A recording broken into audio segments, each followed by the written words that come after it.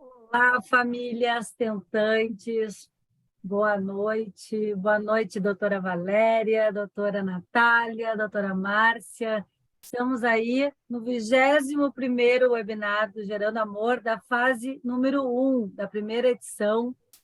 Estou já com o coração bem apertadinho, porque quinta-feira estamos finalizando, né, após 3 meses gerando todo esse amor, né? Mas não se preocupem que a segunda edição está aí em maio e vocês vão poder, né?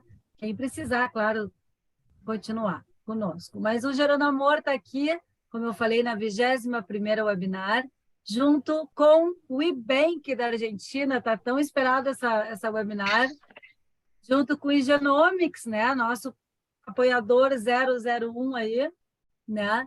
E a doutora Márcia, que esteve conosco já anteriormente, está de volta hoje, né? Vocês devem ter notado que o Bruno, que é a fotinho do nosso post, não está presente por motivos familiares, e a maravilhosa Márcia Riboldi está conosco aqui, mais uma vez, juntamente com a doutora Valéria Teixeira, nossa psicóloga da noite aí. Então, eu estou muito, muito feliz e grata, né, por todos esses 3 meses, mas eu não vou me despedir, não, porque hoje não é ainda o último dia. Vamos aproveitar ao máximo, né, o que a gente tem de bom aqui hoje. Bom, vou começando com as apresentações, né? Aí, o Márcia Riboldi, a gente, como eu falei, já é familiar aqui no Gerando Amor. Ela é CEO do Genomics Brasil e Argentina, e é vice-presidente da Vitrolife América Latina. Está conosco aí representando o laboratório de genética, que a gente tanto está falando de genética, né, pessoal? Então, está aí a Márcia para nos ajudar hoje a complementar, né, essa coisa toda que nós vamos falar com a doutora Natália e com a doutora Valéria. A doutora Valéria Macedo Teixeira, ela é psicóloga, psicanalista, especializada em reprodução assistida. Há mais de 20 anos aí, né, no mercado da reprodução assistida, e ela também está na frente aí da Clínica Perfeto, que estará na segunda edição do Gerando Amor, agora em maio. Nossos webinários novos. A Perfeto estará conosco de Goiânia. Então, a gente está falando aí com a Valéria de Goiânia. E estamos aqui falando também com a doutora Natália da Argentina, diretamente aí de Buenos Aires, né? Nossa vizinha aqui. A doutora Natália também, ela é coordenadora do Banco de Óvulos, né? E diretora de desenvolvimento do IBank, tá bom? Então, temos 3 nomes da reprodução assistida, 3 referências, né? Nacional, internacional, para aproveitar ao máximo o nosso webinar, que a gente vai falar de muitas coisas que vocês estão loucos para saber, e que eu já tenho até perguntas aqui pelo meu celular, mas aproveitem o chat, tá bom? Doutora Márcia vai ficar conosco até dia 20, até às 21 horas, depois ela vai se ausentar, e ficamos eu, vocês, famílias, Natália e Valéria. Tá bom? Combinado? Então, maravilha. Estou vendo a Grazi, a Ângela. Beijo para vocês, que algumas sempre deixam a câmera aberta, e eu adoro ver vocês. Então tá, vamos começar aí, né, falando de quê? O que a gente gosta muito de falar aqui? Ovodoação, né? A gente fala muito de sêmen, de embrião, genética e óvulo, mas hoje especificamente a gente vai falar de óvulos, né? E nada melhor que a gente falar sobre possibilidades, abrir os leques, né? Abrir o leque de possibilidades. Então, hoje a gente vai falar um pouquinho. A gente já falou muito dos motivos que nos levam a usar um óvulo doado, né? A gente já falou muito sobre isso aqui. A gente não vai entrar no assunto agora sobre os motivos que nos levam, porque já foi bastante falado. A gente vai realmente objetivar, né? E falar um pouco sobre essa forma de gerar amor que eu chamo e que tem altas taxas de gestação, de bebê em casa saudável, né? E ninguém melhor para falar sobre o bebê em casa saudável do que o Genomics, né? A gente tem tantas coisas aí, tantos testes genéticos que a gente pode prevenir tantas doenças, né? Então, hoje a gente vai falar um pouquinho sobre isso também.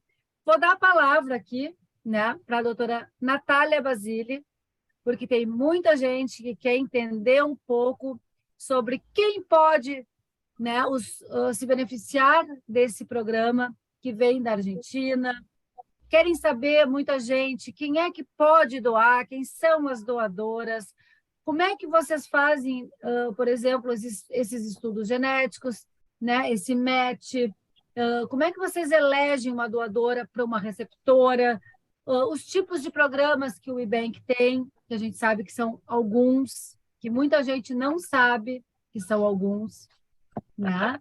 Então, a gente pode falar aqui de muitas coisas, então eu vou dar a palavra primeiro para a Natália Basile. Ok, perfecto. ¿Me escuchan bien? ¿Sí? ¿Se escucha bien? Bueno, buenas noches. Yo soy, creo que la única hispanoparlante aquí, así que voy a hablar devagar español y un poquito de portuñol. Bueno, y antes que nada, agradecer el convite, felicitar por esta convocatoria. La verdad que me siento orgullosa de estar en esta pantalla con estas mujeres tan importantes. Así que feliz de participar. Me he quedado enamorada de la canción del principio del webinar, así que me gustaría que después me pasen el nombre. Y creo que eso nos ha puesto un poco en el mood que le queremos dar a este webinar.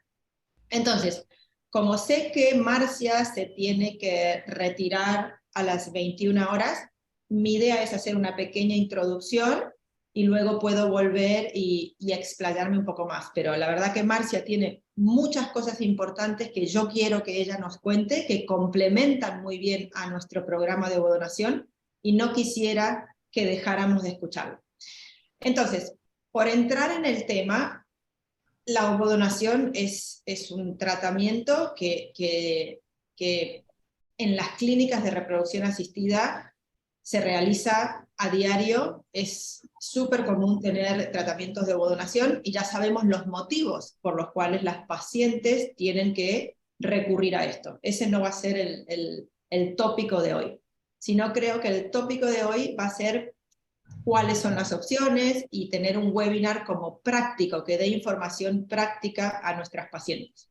Entonces, una paciente de Brasil, si tiene que hacer un tratamiento de ovodonación, ¿cuáles son las opciones? Bueno, pues la primera opción puede ser hacer un tratamiento en su clínica de origen en Brasil con una donación, como ustedes llaman, donación compartillada, que es una donación que ocurre donde una paciente, y si no ustedes me pueden corregir, pero por lo que yo entiendo, una paciente que está haciendo un tratamiento de reproducción asistida le dona parte de sus ovocitos a otra paciente. No es una donante como la de un banco de óvulos, es una paciente que hace un tratamiento y le dona a otra paciente. Esa es una alternativa. La otra alternativa de una paciente de Brasil que quiere hacer un tratamiento de ovodonación es siempre viajar. Todos sabemos que existe lo que se conoce como turismo reproductivo y la paciente puede viajar a Europa, puede ir a España, que es un país muy sólido en tratamientos de ovodonación, puede ir a Estados Unidos, puede ir a distintos lugares a buscar su donante y su tratamiento en otra clínica. Y la otra opción que tenemos, y creo que es en la que nos vamos a focalizar hoy, es que la paciente de Brasil haga un tratamiento en su clínica, pero trayendo óvulos de un banco de óvulos, que puede ser de cualquier parte del mundo. En este caso en particular vamos a hablar de nuestro banco de óvulos, que es WeBank, que es un banco de óvulos de Argentina, y es el banco de óvulos de WeFib, que es una clínica de reproducción asistida. Esto me gusta aclararlo porque no somos solo un banco de óvulos, sino que tenemos todo un soporte detrás de una clínica que se dedica hace más de 15 años o 18 años a hacer tratamientos de reproducción asistida, con lo cual sabemos lo que estamos haciendo, no solo con pacientes, sino también como donantes. Entonces, esa sería como la tercera opción. ¿Te parece que empecemos a hablar un poco de cómo estudiamos a las donantes? Y luego le paso la posta a Marcia, y luego volvemos en cómo seleccionamos una donante que ya está estudiada. ¿Perfecto? Ok. Entonces, para que una chica, una mujer pueda donar, hay ciertos requisitos, ciertos estudios que tiene que pasar para que sea considerada como apta para donar. Lo primero es que tiene que ser mayor de edad. Tiene que tener, en nuestro caso, entre 18 y 32 años de edad. Los 32 años no es un requisito, digamos, legal.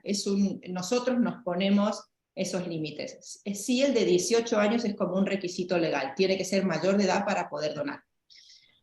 Cuando una mujer mayor de edad quiere donar, tiene que pasar por una serie de estudios. Los primeros van a ser los más sencillos, que son estudios ginecológicos.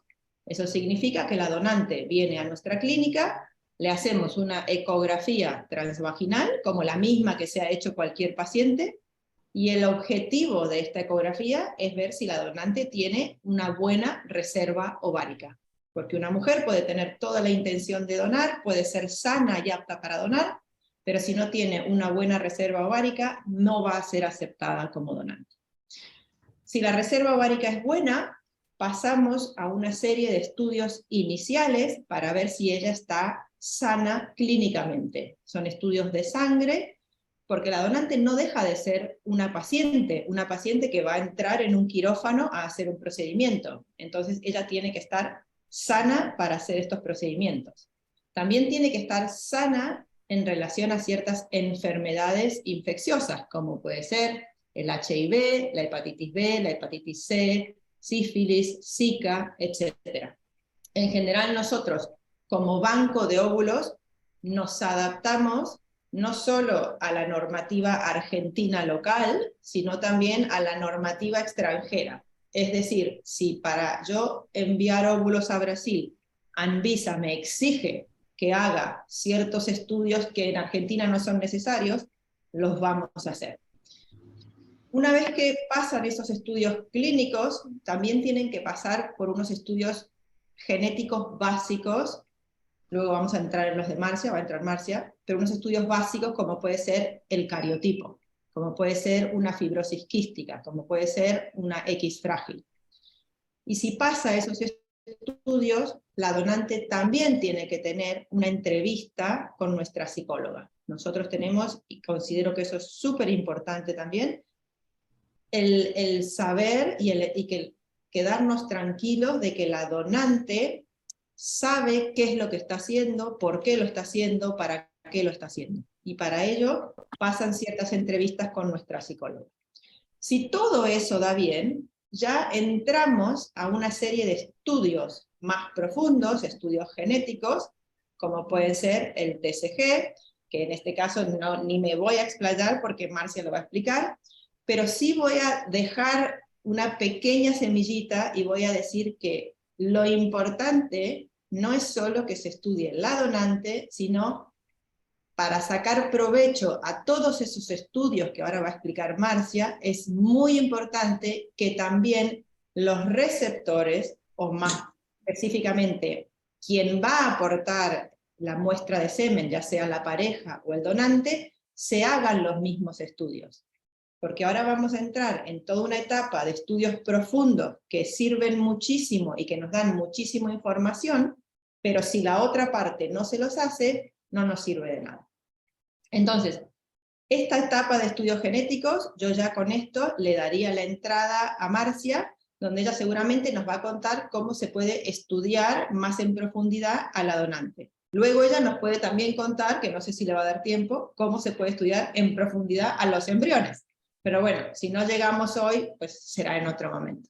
Así que con esto, después de estos estudios previos que les he contado, pasamos a los estudios que les va a hablar Marcia. Lembrando que a doutora Natália, junto com o doutor Fernando, estarão na segunda edição com o IFIV, que é hoje nós estamos com o Banco de Óvulos, mas o IBank, mas em maio nós estamos com o IFIV, junto com a Perfeto, que eu falei agora. O IFIV é a clínica lá na Argentina, né? Que agora, recentemente, a doutora Natália falou, tá? Então, só para vocês saberem que também a gente vai saber como é que faz, se a pessoa, no caso, enfim, queira ir para lá, tá bom? É sempre as possibilidades a gente abre para vocês. Doutora Márcia Riboldi, a palavra é sua. Obrigado, Obrigado, Karina. Obrigada pela introdução, Natália. Bom, gente, o Bruno não pode estar, então eu vou tentar aqui, né, também aclarar um pouco todas essas dúvidas quanto à genética. Bom, em primeiro lugar, como a Karina falou, né, quando a gente faz esses testes genéticos, a gente pensa no rastreamento, e a gente sempre fala em screening, né? A gente quer fazer um screening, então a gente quer fazer um rastreamento maior na doadora, no marido, que eu também já vou falar sobre isso, para a gente ter uma segurança, né? Não só daquele questionário que é feito, mas também uma segurança maior quanto às informações do DNA, dessa informação genética que ela vai acabar passando de geração para geração, porque está presente no óvulo, né? No óvulo dela. A gente tem que se lembrar que quando a gente junta o óvulo com o espermatozoide para formar o embrião, vai vir 50% de informação hereditária do óvulo e 50% de informação hereditária do espermatozoide. Então, como a Natália falou, é feito alguns dos testes genéticos que são feitos são para a gente prevenir alterações cromossômicas e doenças genéticas. E aí, então, vamos falar primeiro, né, do primeiro filtro na parte da genética, que é a área cromossômica, que a gente fala de cariótipo. Agora, com a mudança da resolução, né, depois de muitos e muitos anos tentando colocar isso em prática, principalmente prática clínica aqui no Brasil, foi, né, solicitado agora e obrigado, entre aspas, a que todos os tratamentos de ovodoação tenham o cariótipo estudado. Por quê? Porque a gente sabe que no cariótipo a gente também pode ter uma chance de aumentar algumas alterações cromossômicas. Então aí, né, quando a gente fala de cariótipo, a primeira coisa que fica mais fácil de associar é a síndrome de Down, né? Porque a síndrome de Down tem uma alteração lá no cromossomo 21 e a gente tem 3 cromossomos 21. Então, normalmente, né, os cariótipos de uma pessoa normal tem que ter 23 cópias que vieram do pai e 23 cópias que vieram da mãe para formar o nosso cariótipo normal. E hoje a gente vê várias alterações de cariótipo que podem aumentar o quê? Podem aumentar a chance de uma falha, de um aborto, ou até mesmo de alguma alteraçãozinha ligada ao cromossomo X, que pode piorar, então, né, a chance de engravidar. Então, não existe uma regra ainda para eliminar ou não doadoras que têm alterações aqui no Brasil. Aqui no Brasil, a gente faz o cariótipo para conhecer essa informação.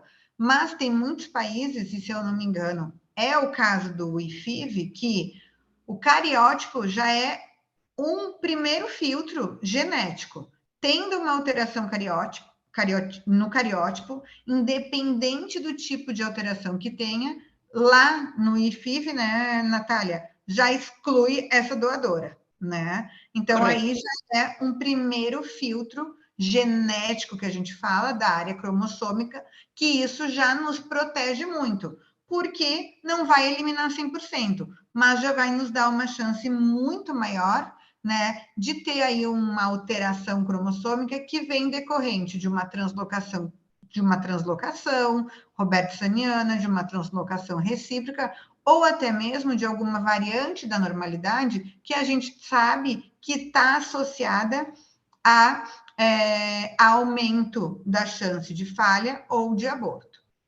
Depois, a gente faça, então, para a parte de alterações monogênicas ligadas muito mais presentes em mulheres e que pode ter uma chance de estarem aumentada em mulheres que têm infertilidade. Então, isso seria mais um crivo para a parte de ovodoação, a análise de fibrose cística e X frágil.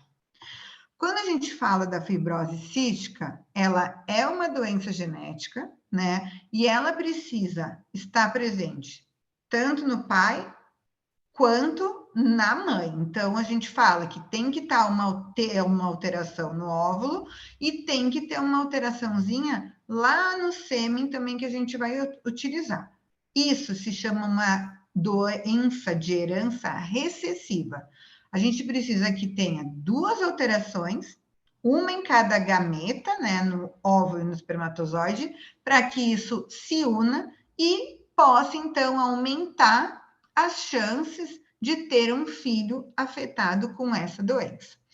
E a gente estuda a fibrose cística porque, dentre das doenças raras, ela é uma doença que atinge inúmeras pessoas, né? Então, assim, a chance de ter uma fibrose cística é altíssima, mesmo ela sendo uma doença rara, e tá, né? E tá no âmbito de doenças gravíssimas.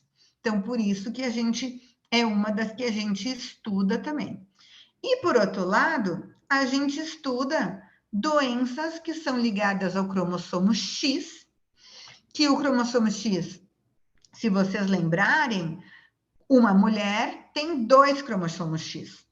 XX. Um homem tem um cromossomo X e um cromossomo Y. Quando a gente fala de doenças ou síndromes de origem que vêm do cromossomo X, de origem, né, ligadas ao cromossomo X, a gente tem que pensar que a chance de herdar essa doença, se a doadora tem uma alteração no cromossomo X, é altíssima, é 50%. Por quê? Porque a gente vai ter um cromossomo X nos meninos, então todos os meninos vão ser portadores dessa doença, mas todas as meninas, a grande chance é que sejam afetadas dessas doenças. E aí que é o grande problema. E o que a gente quer? A gente quer prevenir qualquer tipo de doença rara.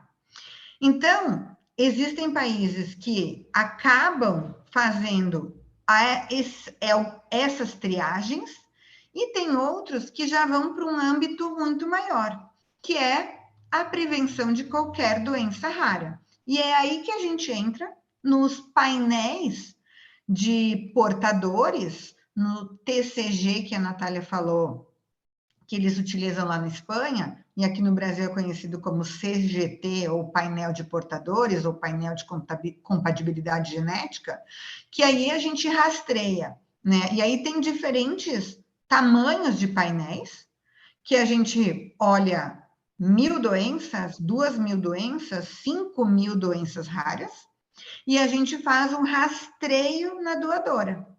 Quando a gente faz esse rastreio na doadora, a gente tem que pensar o quê? Que quanto maior é o número de doenças que a gente vai olhar, de mutações que causam essas doenças, que a gente vai olhar através desse painel, maior a chance de a gente achar mutações nessas doadoras. Se eu olhar 10 alterações, a chance é menor. Se eu olhar 100, a chance é maior. Se eu olhar 1.000, a chance aumenta mais ainda. Só que aí a gente tem que lembrar que o quê? Que quando a gente está fazendo um painel, a gente está fazendo um painel para analisar doenças recessivas. E lembra que eu falei antes que as doenças recessivas a gente precisa de uma mutação no óvulo e da mesma mutação no espermatozoide para a doença acontecer de fato? Então, nesse caso, eu vou estudar a doadora. Eu achei 5, 6, 10 mutações na doadora. Ok, gente, eu, Márcia, tenho 7 mutações.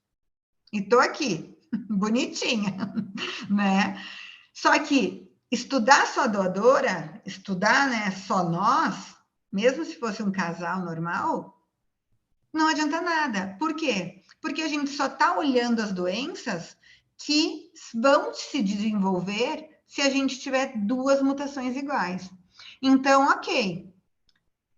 O IFIV realizou lá nas doadoras deles. Ótimo.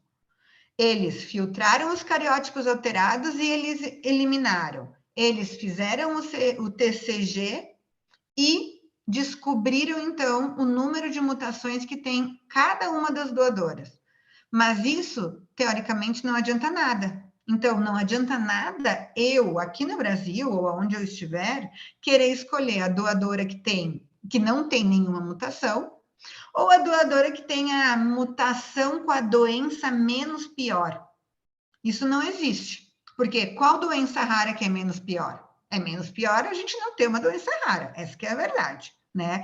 Então, quando eu vou para esse caminho, só justifica eu ir para esse caminho e eu estudar a doadora, eu ter a informação da doadora, se eu vou fazer o mesmo teste no marido, no parceiro, em quem vai doar o sêmen ou no sêmen que eu vou utilizar para formar os embriões e então, né, lá adiante, transferir esses embriões.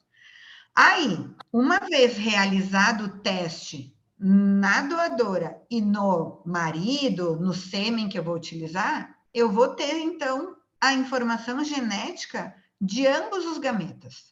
E aí sim, eu vou fazer o matching dessa informação, eu vou combinar essa informação, e uma vez combinada essa informação, se ela der negativo, perfeito. Segue em frente, segue o baile, vamos para a fertilização, vamos deixar os embriões se desenvolverem para uma futura transferência. Agora, se der positivo, opa, vamos dar um passinho para trás. Por quê? Eu encontrei a mesma mutação entre a doadora e o meu marido, por exemplo. E é aí que está o problema. É aí que a gente tem a chance de desenvolver uma doença rara, em 25% dos casos. Então, aí é meio que uma loteria, porque 25% dos casos pode ser, bom, eu tenho 4 embriões, em um deles vai ter a doença rara, mas se eu não estudar eles, como que eu vou saber se vai ser o primeiro ou se vai ser o último que tem a doença rara? Não tem como distinguir olhando, a não ser analisando geneticamente. Então, nesses casos, eu tenho 2 alternativas.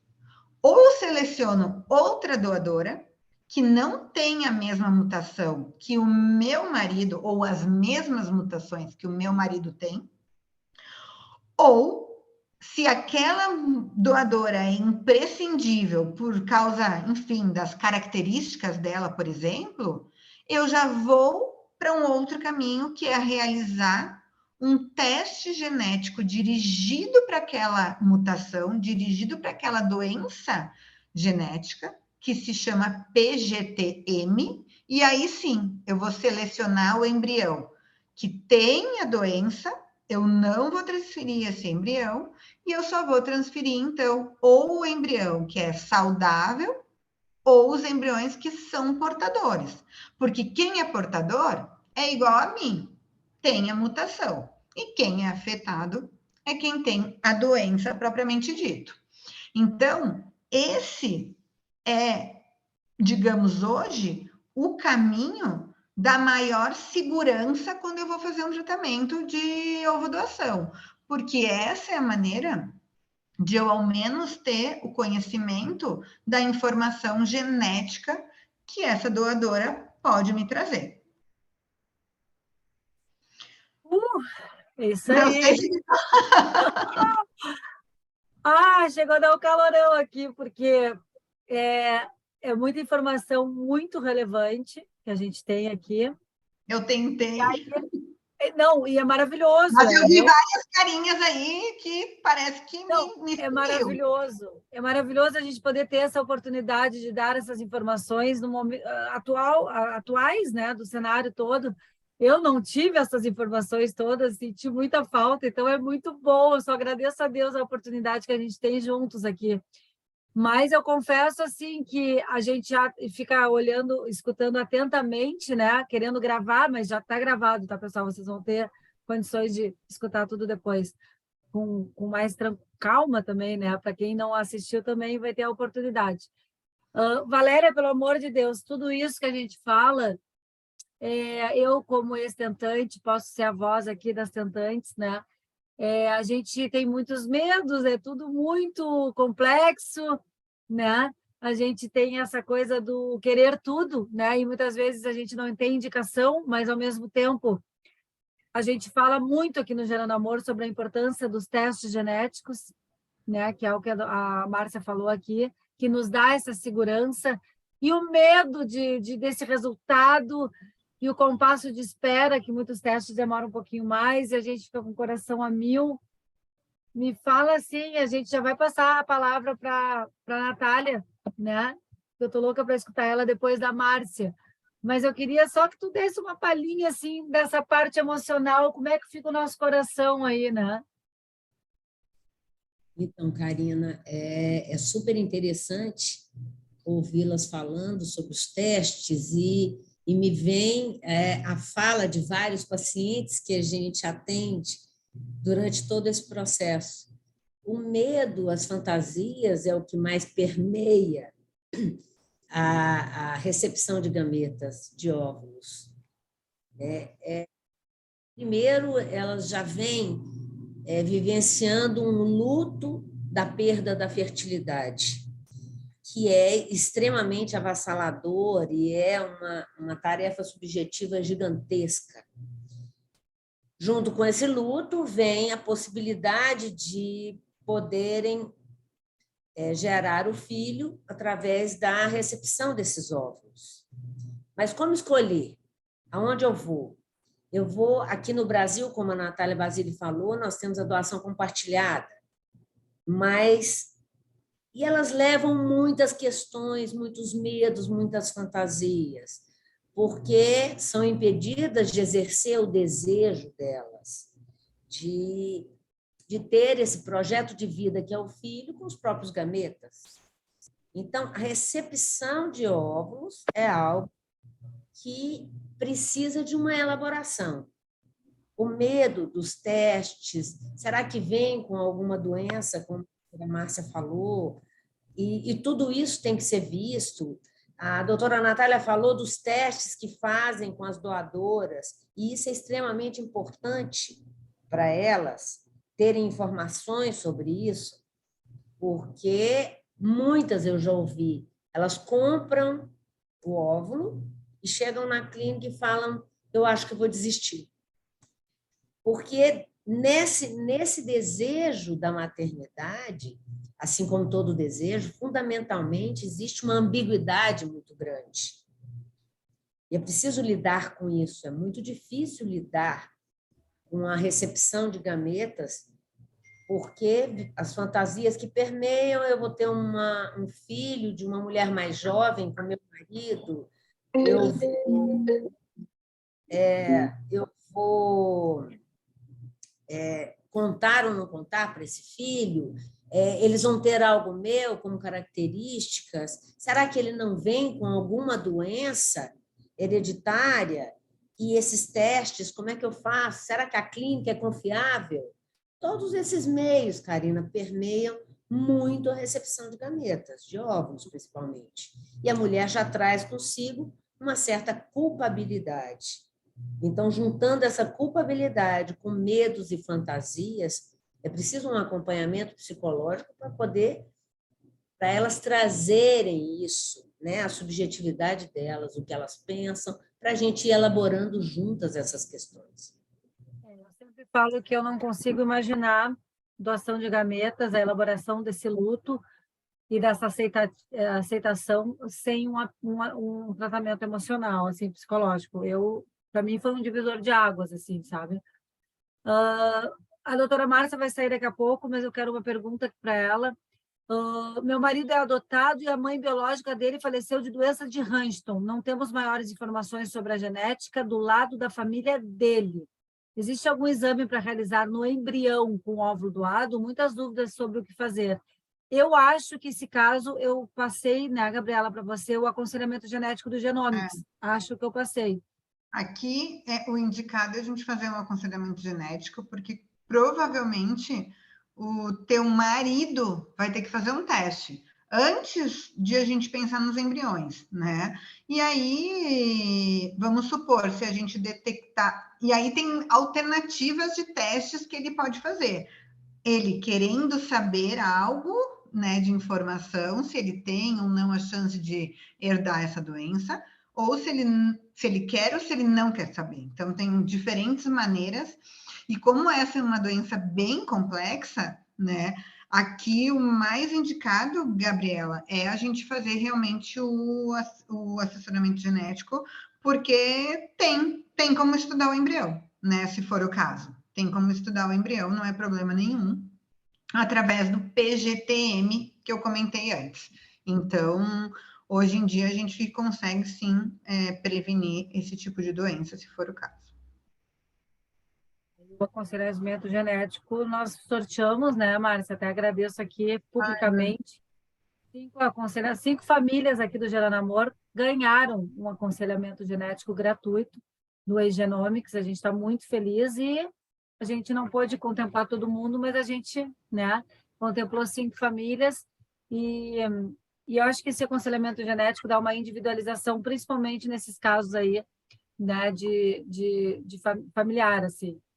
Doutora e Natália, e tu querias complementar um pouquinho o que a Márcia falou aqui? Deixa eu ver se tem alguma. Quiero complementar un poquillo. Do que a Márcia falou, daqui a pouco a Márcia vai sair. A gente vai se... A ver, creo que es importante que aprovechemos las herramientas que tenemos ahora para estudiar a las donantes. Nosotros como clínica las aprovechamos todas. Es decir, nosotros hacemos el CGT a todas nuestras donantes. Marcia comentó que hay como distintos paneles que van de menos a más. Tal vez en una primera instancia hacemos un panel más básico, pero finalmente terminamos haciendo el panel más completo que estudia todo lo que más se puede estudiar hoy en día. Entonces nosotros como clínica consideramos importante que todas estas herramientas que nos van a dar información de nuestras donantes y que van a ayudar a prevenir dolencias, las tenemos que hacer. Ahora, todo esto estamos hablando de estudios previos que se hacen a una donante antes de esta ser seleccionada. Luego no nos tenemos que olvidar, porque a veces los pacientes se olvidan y dicen, bueno, elegí a una donante que está completamente estudiada, voy a crear mis embriones, me olvido de todo tipo de estudio extra. Y esto no es así. Las donantes, a pesar de ser mujeres jóvenes, también parte de esos óvulos de las donantes van a tener ciertas alteraciones cromosómicas que luego se van a trasladar a los embriones. Entonces, una cosa importante a tener en cuenta es, ¿debemos hacer diagnóstico genético preimplantacional si voy a generar embriones con un óvulo de una donante? No es indicación como tal. No es una indicación. Cuando una paciente joven viene a la clínica, no le decimos, tenés que hacer diagnóstico genético. Pero si yo me estuviera haciendo un tratamiento con óvulo donado y tengo disponible herramientas para asegurarme que voy a transferirme un embrión sano, por supuesto que es lo que yo haría, y por supuesto que es lo que yo recomendaría, y es lo que acortaría en lo que se conoce como el time to pregnancy.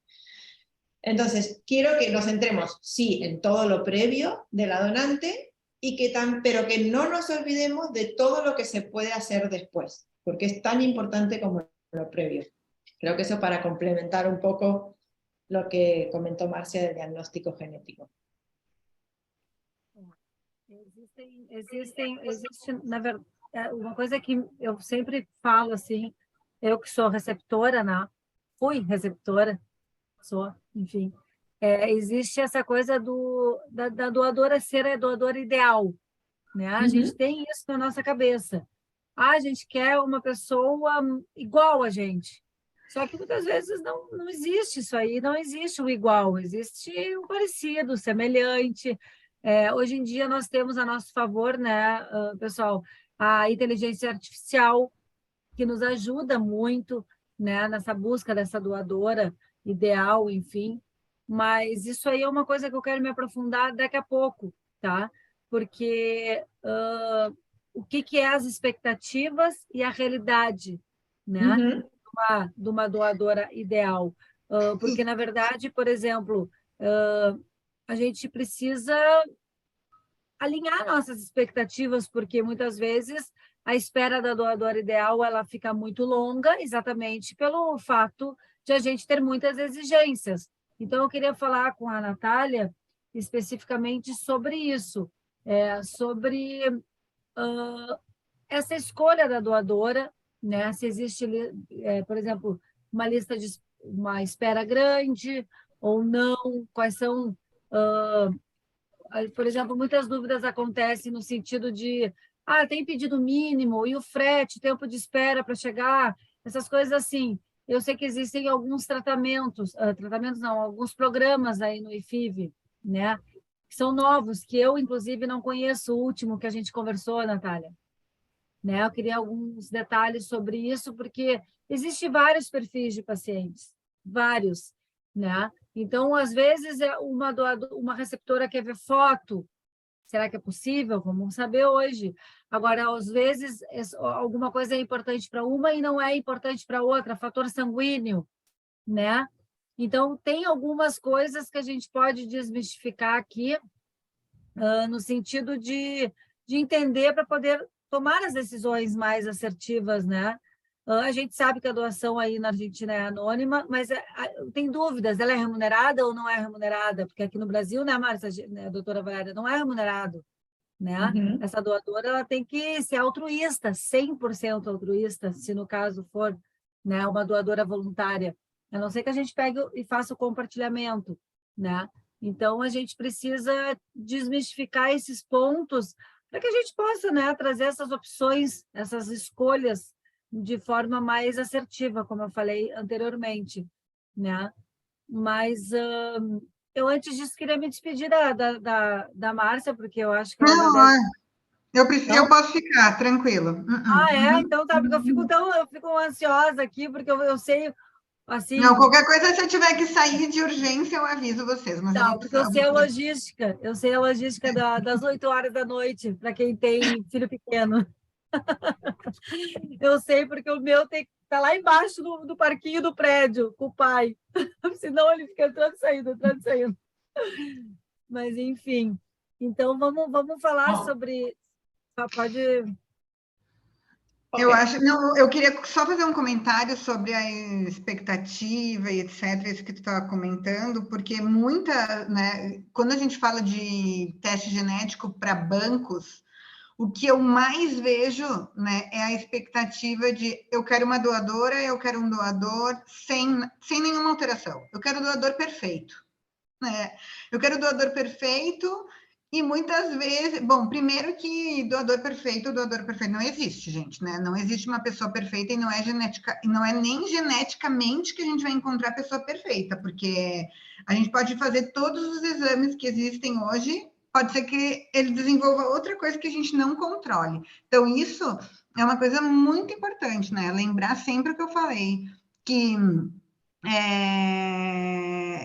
ter alterações, ter mutações genéticas, quando a gente faz um painel de doenças recessivas, é esperado. O normal é a gente encontrar 3 alterações. Certamente, todo mundo que está aqui nessa sala, 99% tem, no mínimo, 3 alterações. Eu tenho 7. Né? Natália? Um número bem avantajado, né, amiga? Que yo no sé cuántas mutaciones tengo, pero la verdad que me haría un CGT solo para saber. Es verdad. Hacemos. Sí, por curiosidad, porque más vídeos no pienso tener. tenés suficiente. Bueno, efectivamente, no hay una donante ideal, y la donante que es ideal para unos papás no es ideal para otros papás.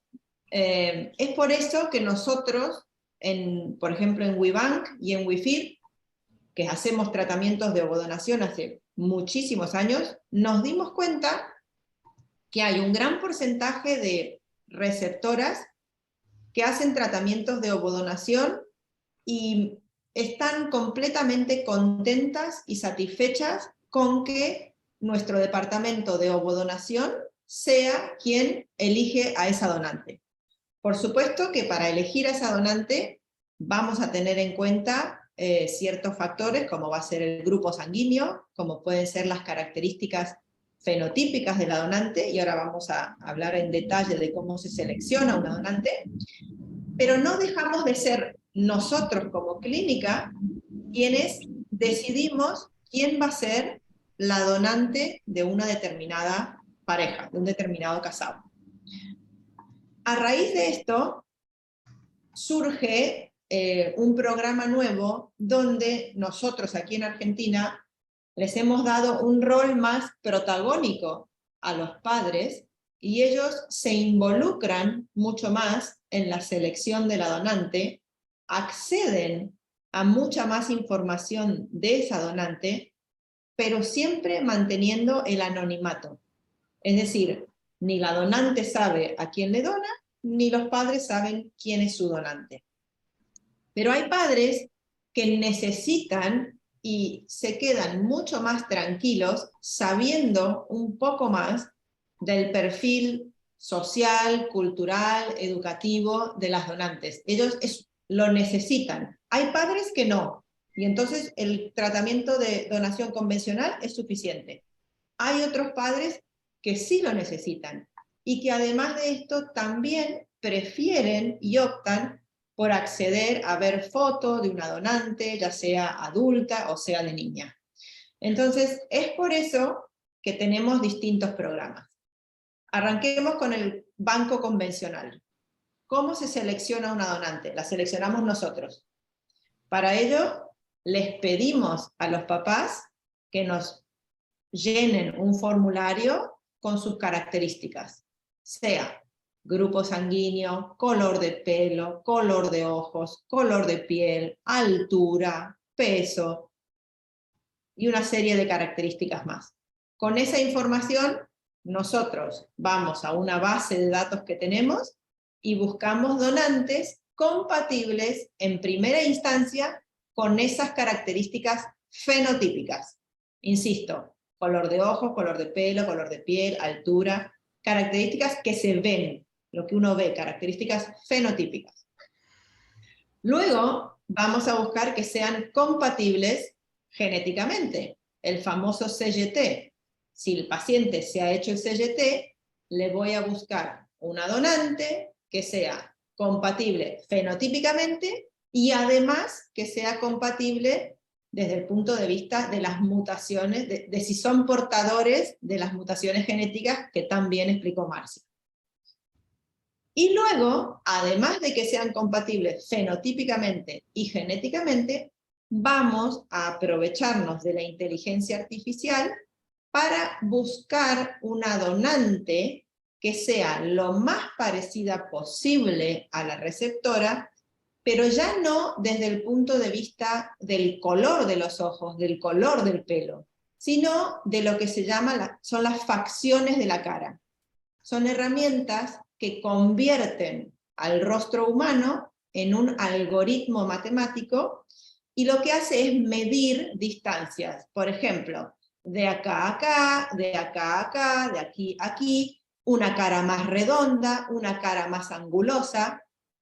Y lo que hacemos es aplicar esta herramienta en una foto de la receptora e ir pasando muchas donantes y ver cuál es la más parecida con esta herramienta. Y esa va a ser la donante que nosotros vamos a ofrecer a nuestros pacientes. Pero el paciente no participa en nada de esto. Lo hacemos nosotros, y cuando tenemos a la donante, le decimos, ya tenemos a tu donante lista. Ese Es la forma convencional de seleccionar una donante. Muchas ya tienen sus óvulos vitrificados. Somos un banco muy grande que tiene muchos fenotipos diferentes con óvulos que ya están vitrificados. Y esto es importante porque casi no tenemos lista de espera. Es verdad que hay algunos fenotipos que son más difíciles que otros. Por algún motivo es muy difícil encontrar donantes como Marcia, por ejemplo. Cada vez que quiero una rubia de ojos, si hubiéramos hablado con Marcia cuando ella tenía 20 años, la hubiera puesto a donar. Hubiera pagado minha faculdade. Exatamente. A Márcia é tipo raro no mundo, na verdade. Ó, clara, com olhos azuis, o cabelo natural, né, loiro. Exato. Agora, aqui no Sul, a gente é gaúcha, eu e a Márcia, né? Aqui no Sul, Márcia vai dizer, a gente chuta uma árvore e cai 20 Márcias, né? Sim. Mas é só aqui, bueno, né? Como é complicado. Sí, salvo estos fenotipos raros, en general no hay mucha lista de espera. Esa es la forma A oriental também é mais difícil, né? A gente sabe. Eso es casi, o sea, no he logrado, casi imposible. Tuve solo una vez una donante oriental, luego ya no quiso donar más. Hemos hecho estudios, hemos hecho focus groups, hemos hecho de todo y hemos llegado a la conclusión de que es una cuestión cultural. No está bien visto en sus familias donar. Mira, la clínica mía está a la vuelta del barrio chino en Argentina. O sea, veo chicas jóvenes asiáticas por todos lados aquí. Y no hay manera, no quieren donar y no quieren donar. Y yo sé que es un fenotipo requerido y muy difícil de conseguir. Eso sí.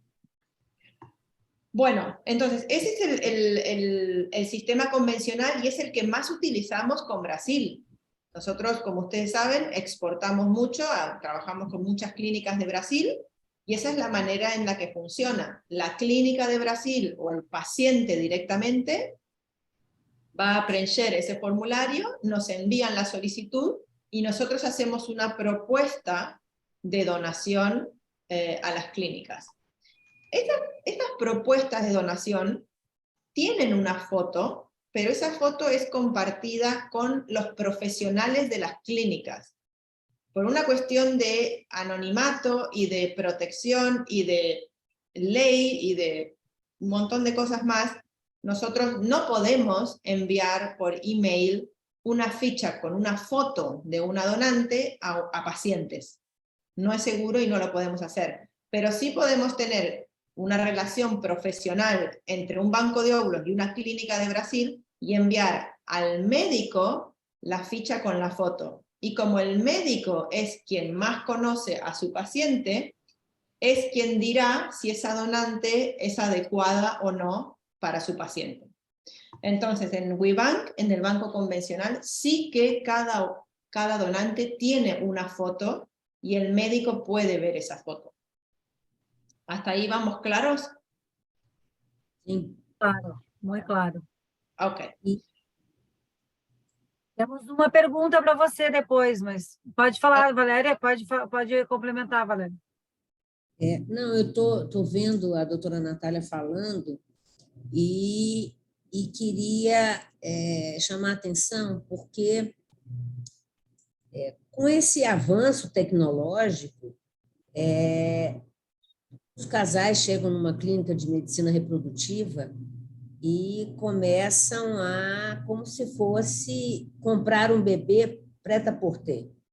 Eu quero uma doadora assim, com cabelo assim, com os olhos assim, e começa esse devaneio todo dessa forma capitalista de que eu posso, né? Eu já fiz tudo na minha vida, cheguei agora aos 40 e tantos anos e agora eu quero ter um filho. Já que eu não tenho reserva ovariana suficiente, eu vou comprar o que eu acho que é melhor para mim. E isso acontece muito, doutora Natália, lá de receptoras exigirem características que, mesmo não sendo parecida com elas? Sí, sí. Eso pasa mucho. y hay todo un debate ético sobre si está bien o está mal. Pero si una paciente va a hacer un tratamiento de ovodonación, ya ha resignado usar sus propios óvulos y tiene que pasar a utilizar óvulos de una donante, yo no puedo negarle si ella me dice, yo quiero una donante que mida no menos de 1,60. No puedo decirle que no. Si yo puedo darle una donante que mide 1,60 o más, ¿por qué no dárselo? Luego, si ella quiere una donante que sea muy distinta a ella, tampoco puedo decirle que no. Es algo que pasa. Y es verdad, como dices tú, que ya que han dado el paso hacia la ovodonación, quieren elegir. Ellas quieren elegir. Eso es lo más normal, siempre hablando de donantes sanas y de donantes aptas. Sabiendo que eso está cubierto, a partir de ahí, las receptoras quieren poder elegir las características de su donante. Es una realidad. Esses dias eu tive uma receptora que falou para mim, eu não vou mais, até porque ela era parda, tá? Ela é parda. Então, ela disse que não quer escolher uma doadora com as mesmas características físicas dela. E, geralmente, eu escuto das tentantes ao contrário, eu quero uma muito parecida ou igual. Mas aí me chamou a atenção essa moça que disse para mim que não queria as características físicas dela. Então, claro, ela tem esse direito, né, de dizer para o fertileuta que, no caso, ela vai abrir mão das características físicas e vai escolher ou não escolher, e isso vai facilitar o processo dela, né? E é isso que a gente trabalha muito com essas pacientes, desse lugar que está sendo colocado esse filho. Esse filho está vindo com a responsabilidade de tamponar faltas e falhas que são delas. E ele não vem para tamponar isso. E uma das coisas que a gente trabalha muito no setting terapêutico com essas pacientes é exatamente essa adoção que precisa existir, né? Porque todos nós somos adotivos. Todo sujeito, seja ele biológico ou não, ele necessita ser adotado no desejo do par parental que o escolheu, que o elegeu e que nomeou como filho. Então, a gente trabalha muito essas questões porque, às vezes, o desejo de ter um filho não é o desejo de ser mãe. Existe uma diferença. Mas é muito visto que o que você trouxe e que a Karina trouxe também, que eu atendi uma paciente preta e com cabelo bem crespo, e ela queria uma doadora loira como a Márcia, dos olhos azuis, porque ela não queria que o filho sofresse a discriminação e o preconceito que ela já tinha sofrido. E eu coloquei muito claro que ele ia continuar sofrendo essa discriminação e o preconceito de ser filho dela. Porque uma mulher preta, o marido também, bem moreno, é filho loiro dos olhos azuis. Esse filho também ia passar por isso. E qual o lugar desse filho que está sendo colocado? No lugar de uma dor que é dela, de uma falta que é dela, né? De um furo que a vida trouxe a ela. Então, é muito interessante essa questão da escolha da doadora. Né? Como é que eu escolho essa doadora? Eu vejo muitas pacientes que escolhem, mas falam, não, essa não me serve. Recebem uma ficha, não, essa não, eu vou esperar outra. Eu quero outra, né? E ficam nesse processo, que é um processo de elaboração, de negação, enquanto isso elas vivenciam esse luto da fertilidade, que não é reconhecido também, e que elas vivem isso solitariamente, né? Então, é muito interessante a escolha. Como eu escolho um filho? Né? Muito interessante. É uma pergunta a ser refletida. Acho que bem elaborada, inclusive, dentro do nosso coração, né? São perguntas necessárias, né, para a gente tomar as decisões. Eu tenho 2 meninas aqui que estavam participando do mesmo lote, doutora Natália. A Lu e a Ângela. 2 pessoas aqui, 2 meninas que participaram, estão, né, no Ibank, enfim, fizeram o pedido e estavam no mesmo lote, aguardando. A ficha da minha doadora demorou 3 dias para o Ibank me enviar, foi extremamente rápido. A Anvisa é que judia, não sei se você consegue entender essa palavra. Judiar Sim. quer dizer Ela já compreendeu, olha a cara dela. Sí. No me importa, no entendí la palabra, pero no es necesario. Pero quando ela escuta o nome da Anvisa, ela já tem calafrios. Anvisa já é uma palavra, né, que dá uma tremidinha na gente. Eu e a outra amiga, a Lu, participamos do mesmo grupo de lote de óvulos. Só descobrimos há pouco, sofremos muito com a Anvisa. Sí, Esse sí. problema é uma coisa muito... Sí. Depois vamos falar sobre essa espera. E aí é interessante a espera pelo lote, né? Que a gente vai falar um pouco sobre qual é essa espera, na verdade. E depois a gente pode passar para uma outra observação que a Ângela fez, que está perguntando aqui para você, mas daqui a pouco eu pergunto. Vamos falar sobre isso que as meninas estavam falando. A gente sabe que a Anvisa bota um monte de obstáculo, a gente sabe que é muito difícil, não depende só do banco de óvulos, lá do Ibank, depende de uma série de coisas, de autorizações. Então, muitas vezes, eu sou procurada e falo, mas eu estou aguardando, aí entra o compasso de espera, que a Valéria pode depois falar, é uma ansiedade no grau máximo, isso eu sei, né? Porque eu falo com muitas tentantes, mas eu acho assim que... Fala mais ou menos, Natália, quanto que normalmente, dando tudo certo na Anvisa, que a gente consegue que esse lote chegue aqui para a gente no Brasil, nas clínicas de fertilização brasileiras.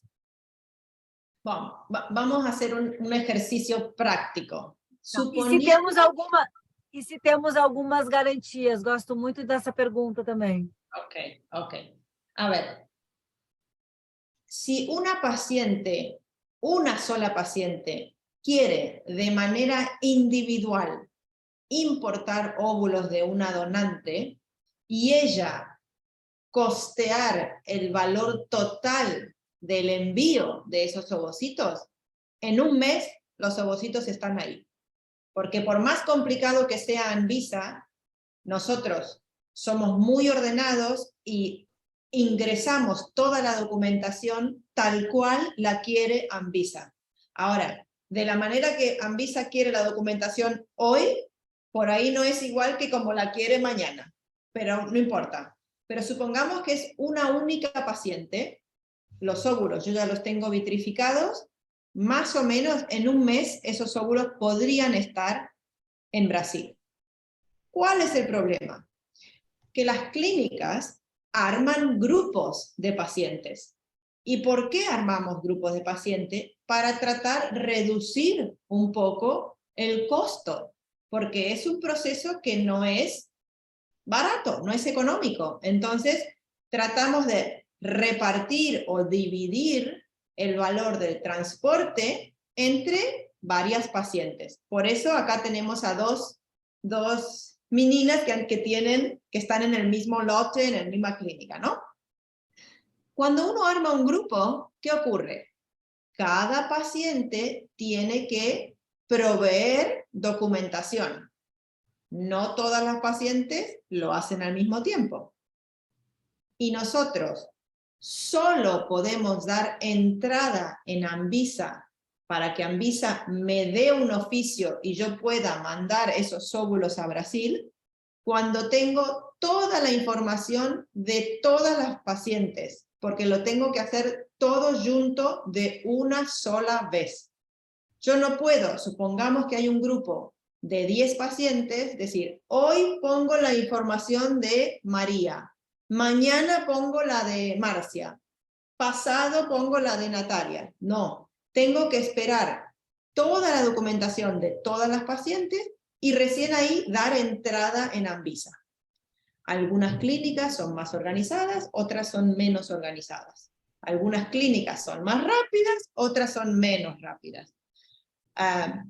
Una vez que uno da entrada en Anvisa, Anvisa más o menos en 15 días te devuelve un oficio, si es que está todo bien, si toda la documentación está bien, te devuelve un oficio y dice, ok, estos óvulos pueden entrar a Brasil.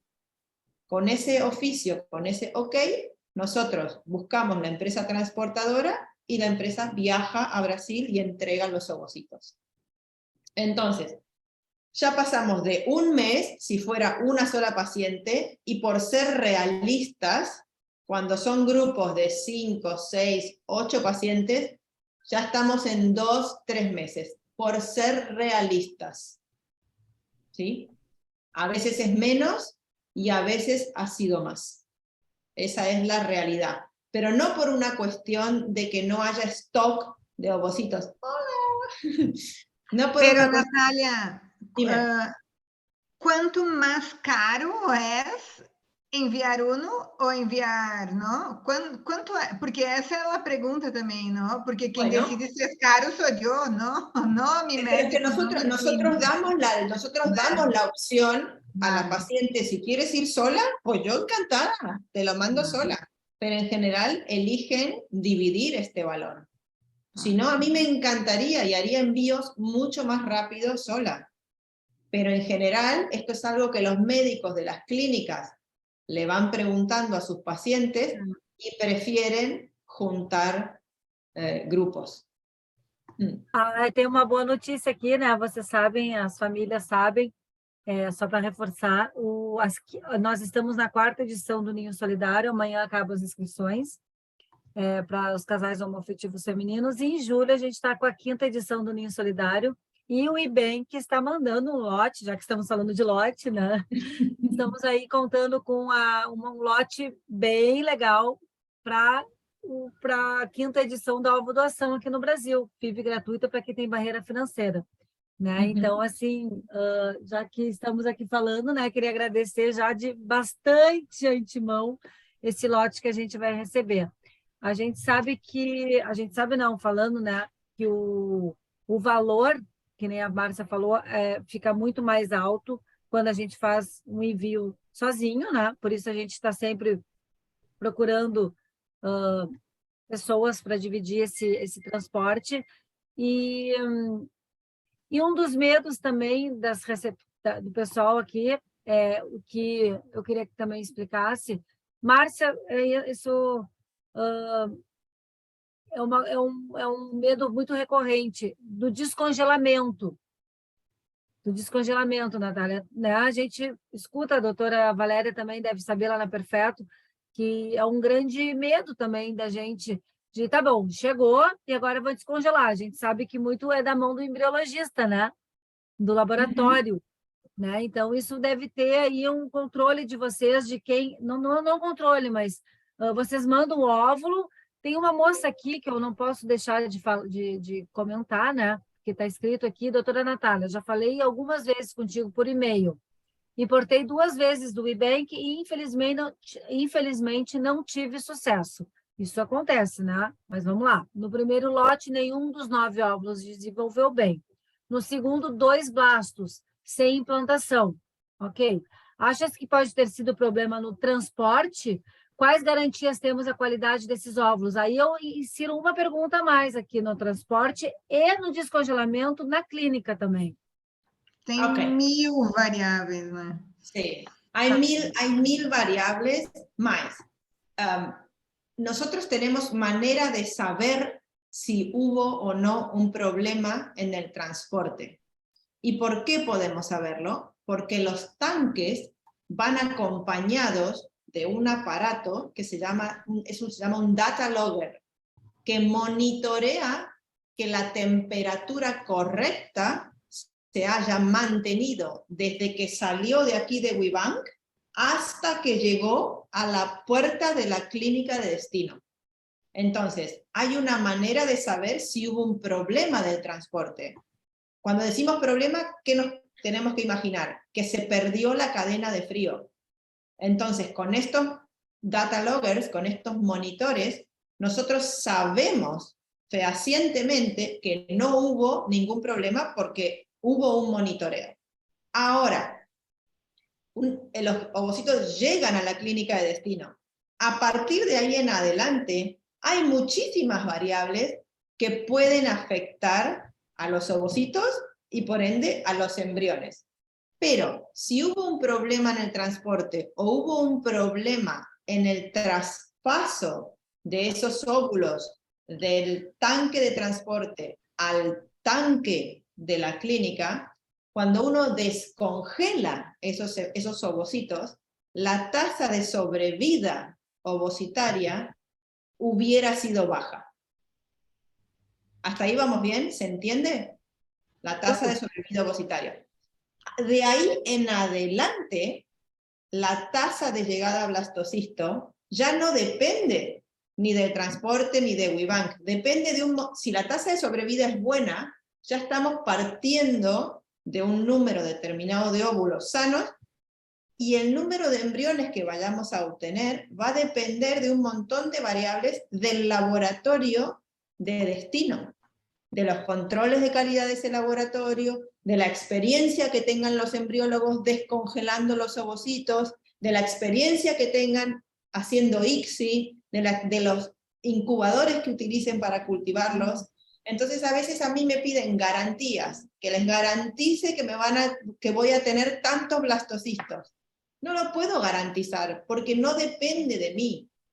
En mi laboratorio, aquí, en WeBank, en WeFeed, te garantizo lo que quieras. Y si no llego a eso, repongo, porque yo sé cómo hacemos las cosas, controlamos las cosas. En el caso de las clínicas en Brasil, puedo garantizar hasta un punto, hasta tasa de sobrevida ovocitaria. De todas maneras, como sabemos que es algo muy requerido por las clínicas, que haya una garantía de llegada a blastocisto, estamos trabajando en la manera de ver si podemos llegar a ofrecer esa garantía. No digo que no lo vayamos a hacer, tampoco digo que sí, pero estamos trabajando porque en la última encuesta de calidad que hicimos fue algo muy pedido por las clínicas. O sea que sabemos que quieren garantías. E outra coisa importante, né? Eu acho que, Karina, até continuando a pergunta que alguém fez ali, não me esqueci o nome, mas assim, ok, a gente tem blastocisto, mas ainda não significa que a gente vai ter uma gravidez. Porque outro detalhe muito importante é, por mais que a gente está falando aqui de doadoras jovens, né, com uma idade média jovem, essas doadoras também podem gerar embriões alterados, aneuploides, né? Uhum. E aí a gente tem que pensar que a gente tem dois fatores. Um óvulo jovem não garantiza 100% embriões saudáveis. E a gente tem que pensar que tem o fator espermatozoide, que a gente pode ter aí algum espermatozoide, né, que vem com alguma alteração a mais, que a gente chama de a presença de um fator masculino.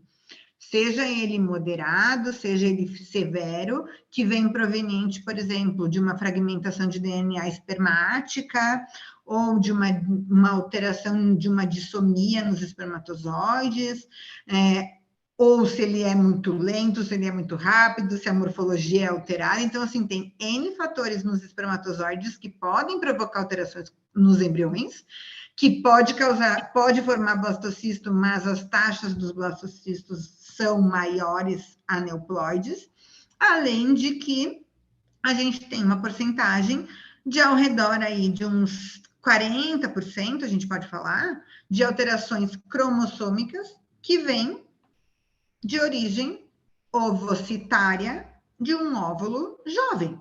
40%, 45%. Então, por mais que um teste genético no embrião de uma doadora não esteja indicado, não seja indicado, porque quando a gente indica um teste genético para os embriões, a gente fala de paciente com idade avançada, histórico de falha de implantação, histórico de aborto recorrente, um cariótipo alterado, que não vai ser o caso aqui, a gente tem que pensar que tem uma porcentagem pequena dessa alteração que pode vir desse óvulo jovem e tem o sêmen masculino, que a gente sabe que, às vezes, as clínicas olham para a mulher e esquecem o homem, né? Então, esse é outro ponto bastante importante que a Natália não tem como garantizar uma gestação, por exemplo, quando ela envia para o Brasil óvulos doados. E, se a gente for pensar nisso, bom, o PGTA é uma opção para a gente fazer em óvulos doados, ou o Embrace, que é o teste não invasivo. Então, a gente tem aí duas propostas de testes, um que eu preciso fazer uma biópsia no embrião, o outro que eu pego o meio de cultura, que cresce esse embrião, mas que já pode me trazer mais informações de que esse embrião, ele é normal, ele é alterado, ou qual embrião eu vou priorizar para fazer uma transferência embrionária no útero. Mas, mesmo tendo um embrião saudável aí, eu tenho que me lembrar que eu tenho o endométrio dentro do útero. Uhum.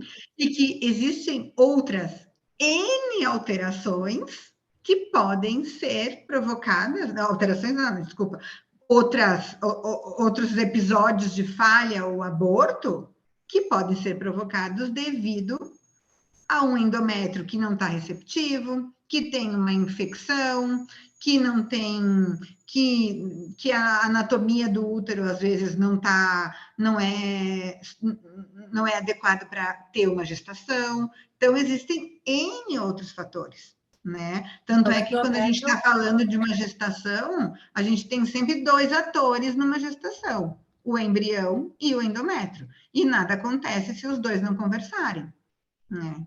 Então, isso é muito importante. E aí, no final, eu escolhi a doadora perfeita, que eu demorei depois meses e meses para encontrar, e aconteceu tudo isso, e eu não engravidei. E aí, Valéria, o que a gente faz? Valéria, nos ajuda, porque essa coisa do endométrio, a gente vai entrar no Gerando Amor 2, a gente vai ter uma imersão no endométrio, aí, nos testes genéticos no endométrio, que a gente... Bom, isso é depois. E aí, Valéria, conta aí para nós o que a gente faz, porque olha só que monte de fatores que a gente precisa administrar para que isso aconteça, né? Então, esse tratamento é um tratamento que demanda tempo e tentativas. Lidar com o tempo é muito difícil para o ser humano. Nós estamos ficando cada dia mais imediatistas. Nós temos respostas muito rápidas, às vezes, com um clique, nós temos uma avalanche de respostas. Podem não ser as mais pertinentes, reais, mas nós recebemos respostas. A gente fala com outra pessoa do outro lado do mundo em tempo real. E agora demos para acelerar os aplicativos de conversa para não perdermos tempo também. Então, lidar com o tempo é muito difícil. E isso causa um redirecionamento desses pacientes para que eles façam uma nova conexão com esse canal que é estreito e achar uma brecha para não perder o espaço psíquico, que é sustentar o vazio nesse compasso de espera e angústia, que não é fácil. Receber um óvulo doado, o que dá laço é um valor simbólico e não biológico para nós. Portanto, essa peculiar forma de filiação, ela envolve um desejo singular de quem aposta na ciência para exercer a maternidade.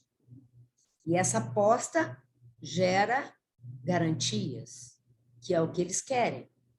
Eu estou pagando, eu pago um tratamento, é caro, eu estou comprando um óvulo e é caro, eu vou fazer o transporte, eu vou fazer todos os testes genéticos, também não é barato, e eu não tenho garantias que eu vou conseguir.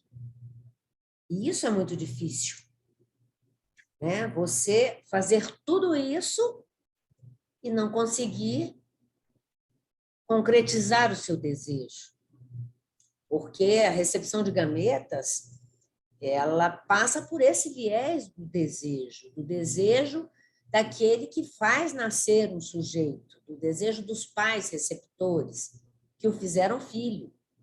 Então, as coordenadas de um projeto simbólico, ela perpassa o desejo e convoca esses pais para o enigma da paternidade, que é isso, né?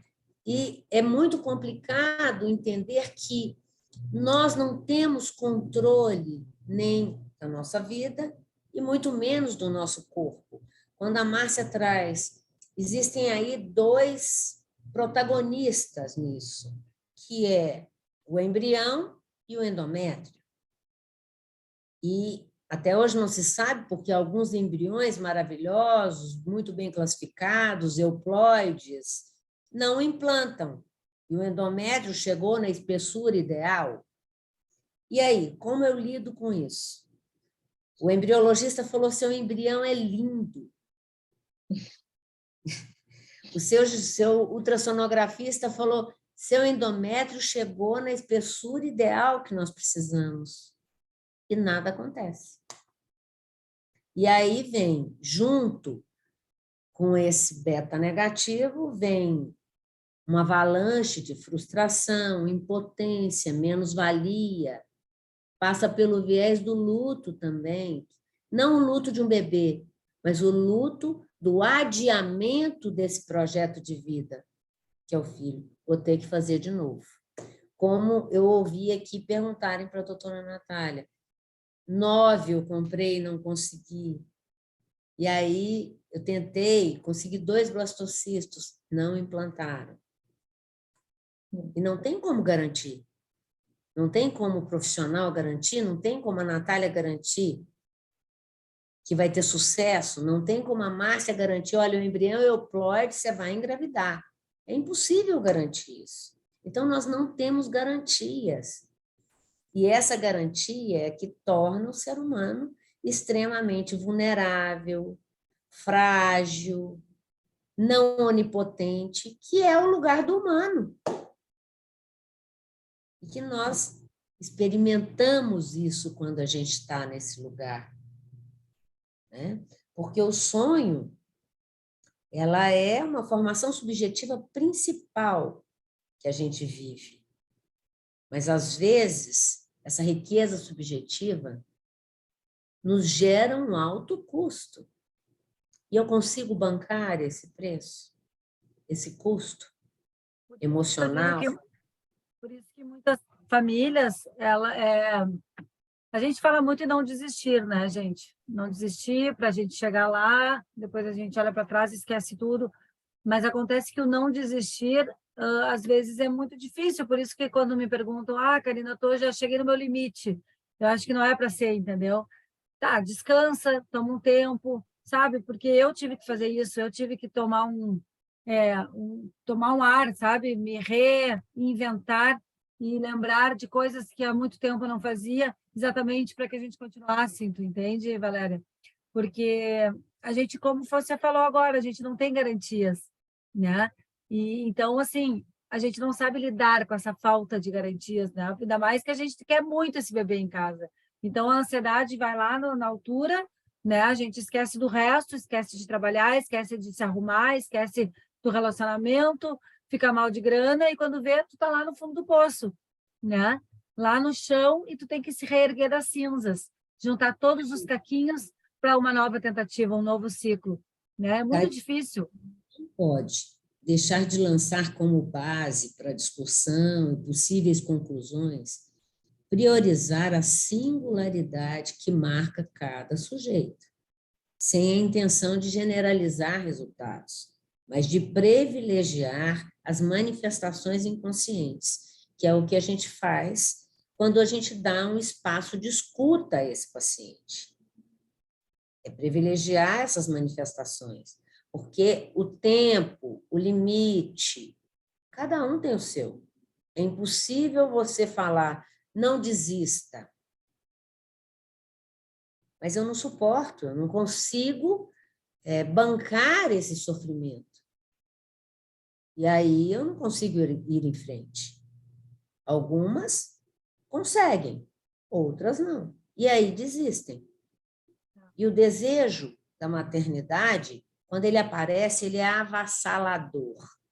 Ele chega, fica latente, pontuando todos os dias que é isso que você quer. Você só enxerga mulheres grávidas, bebês no colo, parece que todos resolveram engravidar à sua volta, menos você. O desejo faz isso, faz com que a gente capture imagens nesse contexto. E a gente não sabe quando eu devo parar, até quando eu devo tentar, quantos óvulos eu vou ter que comprar para poder ter o meu desejo, que é esse filho que tem que ser colocado anônimo. Ele tem que, esse desejo, ele vem e não pode ser anônimo. Eu acho que é esse o ponto central quando se decide receber um óvulo doado. Esse desejo, ele tem que ser nomeado. Esse filho tem que ter um lugar, né? Já no imaginário. Freud falava que a ficção, que a novela da família, da construção familiar que a criança faz, e ela faz frente aos impasses que a sua própria estrutura lhe impõe. E assim, através da ficção que a criança cria uma versão imaginária do que os une aos seus pais. E é assim que os pais têm que entender. Eu desejo ter um filho ou eu desejo ser mãe? Existe uma diferença entre ter filhos e ser mãe. Porque muitos casais podem ter filhos, mas são poucos que conseguem ser pais. Então, é preciso estar alerta a isso, mas é preciso dar um espaço, e até os profissionais, os médicos dessa área, precisam, eu até falo que eles precisam deixar de ser curadores para se tornarem cuidadores. Cuidar da dores, porque ali existe um indivíduo em sofrimento. A escolha do óvulo é muito difícil. Eu nunca vou saber, será que eu acertei? Será que essa era a melhor doadora para mim? Nunca vou saber. Não tem É tão como. difícil a gente aceitar uma ficha, né? É assim, difícil essa análise. E eu sempre falo, é uma grande decisão da nossa vida, né? O aceitar uma ficha é uma grande decisão. Talvez a mais importante, né? Então... É uma escolha dificílima para um momento dificílimo e que a urgência é imposta, muitas vezes, pelo médico, pela idade, por uma série de fatores. E é isso, a Márcia falou uma coisa que é muito importante, que é como garantir que uma compra de um óvulo vai se transformar numa criança, num bebê. Se depende de N fatores. N fatores. Do laboratório, do médico, do endométrio. Não estamos discutindo mais. Estamos discutindo. E ainda a gente pode controlar tudo isso y no da certo.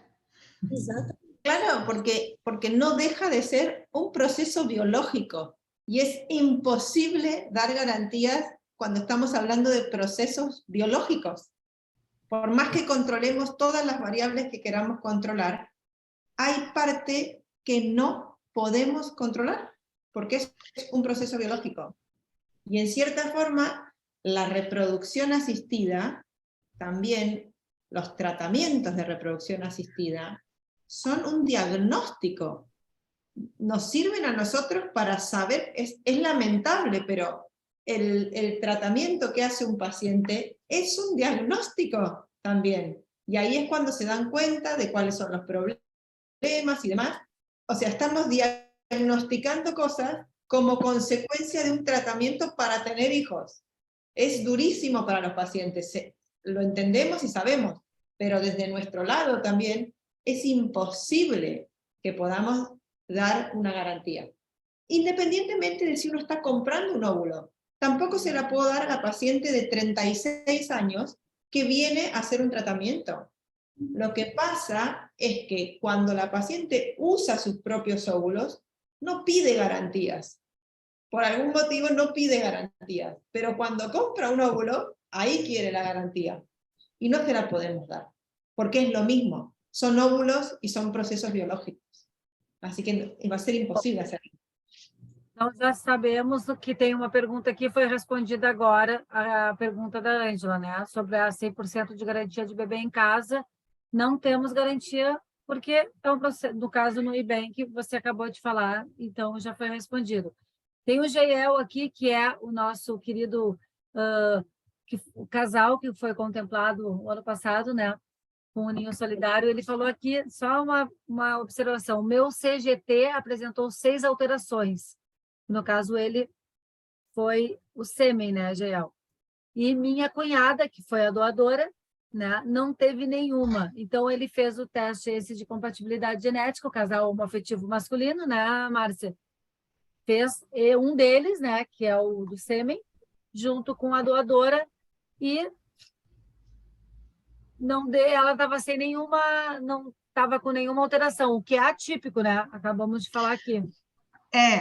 Mas a gente tem que pensar que a gente, né, ela não tem nenhuma mutação, né? E o Joel e ele tem 6, eu tenho 7, do painel que a gente fez. Então, isso é muito importante. A gente rastreou lá, né, 5.000, 3.000, 2.000, independente do número que seja, a gente tem que lembrar sempre que é dentro desse cenário. Se amanhã a gente expandir, pode ser que a gente encontre alguma nova. Não significa que encontrar alguma nova vai desenvolver alguma doença, mas aqui a gente tem que lembrar que é sempre dentro de um cenário que a gente está estudando. E é por isso que a gente não pode garantir que o bebê vai ser 100% saudável, porque a gente está olhando X doenças que têm herança recessiva, mas tem mais outras milhares de doenças que têm herança ou dominante, ou que acontece por acaso, ou que ainda não são de origem genética que a gente consegue estudar. Acontecem dentro do útero, então, né, tem N fatores nesse sentido. Natália, doutora, me diz uma coisa. Primeiro passo, tá? Não digo primeiro passo, porque a gente até já falou sobre isso e tudo, mas assim, uma consulta, por exemplo, com você, o que eu faço sempre? E todo mundo não me deixa mentir aqui. Sempre que me pergunto, né, de você ou de qualquer clínica que seja afiliada na nossa plataforma, eu tenho sempre a live por dentro da sua clínica, né?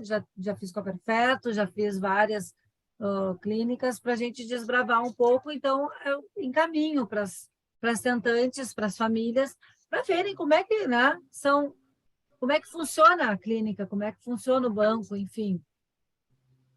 Mas se quiser, no caso, tirar alguma dúvida, seria uma primeira consulta, no caso, online, que tem que marcar com vocês lá para tirar, enfim, já vem com questionário. Explica um pouquinho sobre esse processo, que eu recebi no WhatsApp aqui, no privado, sobre esse quesito, tá?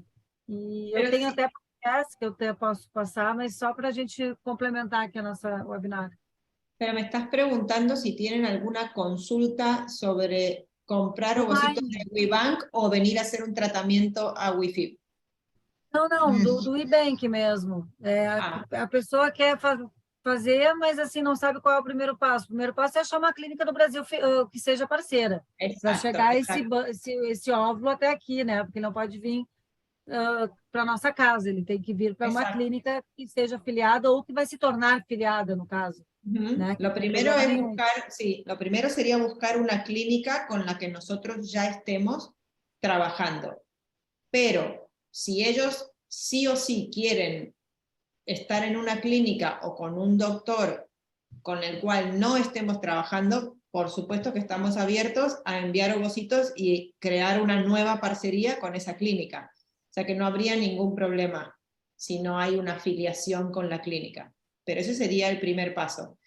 Si están en una clínica con la que ya estamos trabajando, suele ser mucho más fácil porque siempre hay como una persona de contacto en la clínica en Brasil, que es con quien nosotros nos comunicamos para ofrecer donantes a los pacientes. Es más fácil, pero si no es el caso, no hay ningún problema en entablar una nueva, nunca lo ha sido una limitante, en entablar una nueva colaboración con una nueva clínica, sin ningún problema. También un primer paso podría ser que ingresaran en la web, que ahora hay una web de WeBank, y ahí también siempre está el formulario donde uno puede dejar los datos y entonces nos ponemos nosotros en contacto con los pacientes y orientamos a los pacientes. Eso también es otra vía de comunicación. Perfeito. O Jael está fazendo isso mesmo, doutora Márcia. Tivemos um aconselhamento genético e foi explicado com a doutora Suzana da Igenomics. Por isso, a importância do aconselhamento genético, eu falo sempre. Fiquei curiosa para entender as diferenças de fazer a implantação pelo Ibank da Argentina, tendo lá, aí na Argentina, em Buenos Aires, maior acessibilidade no controle de como é feito o descongelamento. Caso não dê implantação ou qualquer outra limitação, há algum acordo diferenciado se a pessoa vai para aí? Isso a gente vai desbravar depois do IFIV em maio. Mas vamos já responder aqui a Graziele. Nosotros en WeFib, cuando hacemos un tratamiento de ovodonación, garantizamos al menos un blastocisto para transferir. Y si no llegamos a blastocisto, no estoy hablando de blastocisto euploide, blastocisto. Si no llegamos a tener un blastocisto para transferir, hacemos una nueva donación sin costo para los pacientes. Esas son las garantías, esa es la diferencia de hacer un tratamiento, digamos, con óvulos de WeBank. En Argentina yo puedo garantizar al menos un blastocisto y si no, hago un tratamiento nuevo sin costo. En cambio, si mando los ovocitos a Brasil, no puedo dar esa misma garantía. ¿Quedó claro? Claro, entendemos agora a diferença. Era uma das minhas perguntas também, eu não sabia. Então, já sabemos aqui. Pero es importante recalcar, porque nos ha pasado, que como decía Marcia, uno puede estudiar mucho a la donante, puede estudiar mucho el semen, puede generar los embriones y puede darse el caso de que uno haga diagnóstico genético preimplantacional en los embriones y no tengamos embriones normales. ¿Es raro? Sí. ¿Ha pasado? Sí. Y ahí también. Entonces, esa parte sí que no la podemos controlar, pero llegar a tener blastocistos depende de muchas variables del laboratorio. Y yo en mi laboratorio sí que me siento cómoda dando garantías de llegada a blastocisto. Natália, e com quantos óvulos, a quantidade de óvulos da doadora que seria necessário para um blastocisto é o que vocês garantem?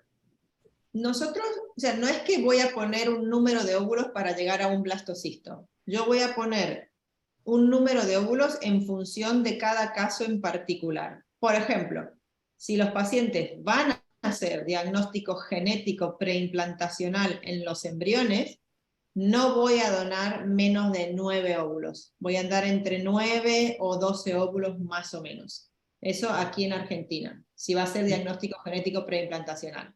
Ahora, si el paciente, además de eso, tengo un factor masculino severo, bueno, veré si doy más óvulos o no. Hay muchas variables a tener en cuenta, pero más o menos a mí cuando me preguntan cuál es un número óptimo o razonable, 9 es un buen número. 6 me parece un poco y 12 ya me quedo más tranquila. No caso de embriodoação, a Cláudia está perguntando, o IBANC envia também embriões para o Brasil ou apenas óvulos? No caso de embriões, teria que fazer o tratamento no IFIV na Argentina mesmo? A ver, si hacemos una embriodonación, el embrión tiene que haber sido generado en Argentina, porque si no, no podría ser una embriodonación. Se puede hacer. Ahora, di, Marcia. No, a lo mejor te está preguntando sobre donación de embrión. Isso. Se hacéis ahí. Sí, Pero embrión donado. Embrión Sí. 100% donado.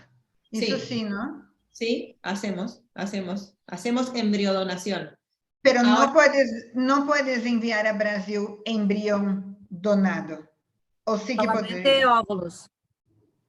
Hay que leer es así como Anvisa es muy exigente con todo lo que tiene que tener una donante de óvulos para poder donar, si uno quiere donar un embrión, la persona que haya aportado el óvulo y el espermatozoide para generar ese embrión, debe cumplir con las mismas normativas como si fuera una donante de óvulos. Entonces, pacientes argentinos que han generado embriones y que ya no los quieren más y los donan, probablemente no puedan enviarse porque, por ejemplo, las serologías no se las hicieron en el tiempo que requiere Anvisa, o, por ejemplo, no se hicieron una determinación en particular como el Zika, que Anvisa lo requiere, entonces no pueden ser donantes.